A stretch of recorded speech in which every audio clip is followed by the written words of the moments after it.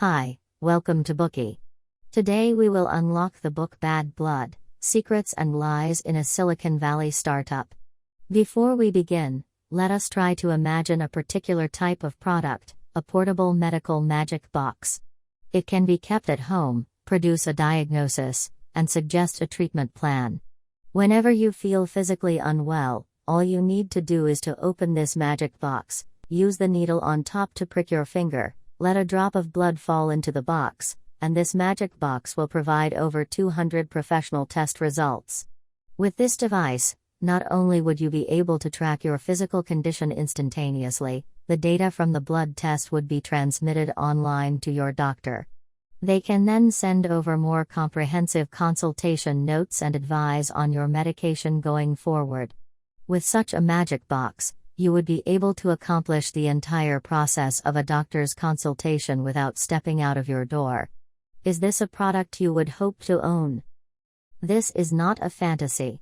Once upon a time, someone from Silicon Valley created such a product. The entrepreneur was a passionate follower of Steve Jobs. Like Jobs, had believed that the people who are crazy enough to think they can change the world are the ones who do. For this revolutionary dream, this individual dropped out of Stanford University, gathered a group of like-minded talents, and created a company that sold medical apparatus. Soon it was estimated to be worth $9 billion. This person, who founded a company they called Theranos, was none other than Elizabeth Holmes. It was she who came up with this captivating idea and proceeded to use an irresistibly charming manner to rake in investment.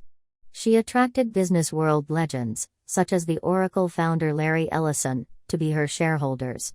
She was even successful in persuading military and political leaders, like former U.S. Secretaries of State Henry Kissinger and George Shultz, and former Defense Minister William Perry, to join the board of directors. These significant figures provided a shield for the company. Their credibility helped her company's value ascend in the market, such that, at one point, it was the most successful Silicon Valley startup. At the helm of Theranos, Holmes dreamt of becoming a hero destined to save humanity. Yet ultimately, the dream melted as everyone found out that the magic product was just an illusion Holmes had created. The bubble was burst when everyone shockingly realized that the Theranos company Holmes had created was the biggest medical fraud in history. Now, let us open this book and get to understand the truth behind this massive deception by breaking it down into 3 parts. Part 1: Why was Elizabeth Holmes' blood testing technology unfeasible? Part 2: How did Theranos manage to achieve an estimated value of $9 billion? Part 3: How was Holmes' deception unraveled? Part 1: Why was Elizabeth Holmes' blood testing technology unfeasible? Encouraging innovation is the cornerstone of Silicon Valley's reputation.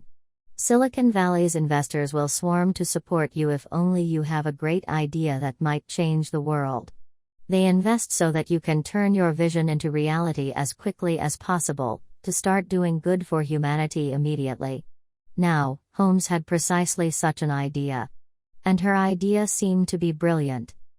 The ambition to carry out hundreds of physical examinations at any time by using a mere drop of blood from the fingertip, either in one's home or in a pharmacy nearby, was undoubtedly a priceless dream. If successful, it would practically revolutionize medicine and healthcare. The problem lay in whether or not this idea could become a practical reality. Holmes, who dreamt up the idea, did not actually possess medical knowledge or skills. The reason she felt that this idea could materialize boiled down not to judgment but rather to a certain faith, a firm conviction that there would somehow be a way to make this idea come into being. Actually, Holmes' financial backers did not really understand medicine either. After all, to study medicine, there are high barriers to entry and an extremely strong professional ethos. However, these investors were simply affected by Holmes' grand dreams and mesmerized by her personality, her highly infectious skills of persuasion. The financiers developed a bone-deep conviction that the project was destined to succeed. However, medical consultants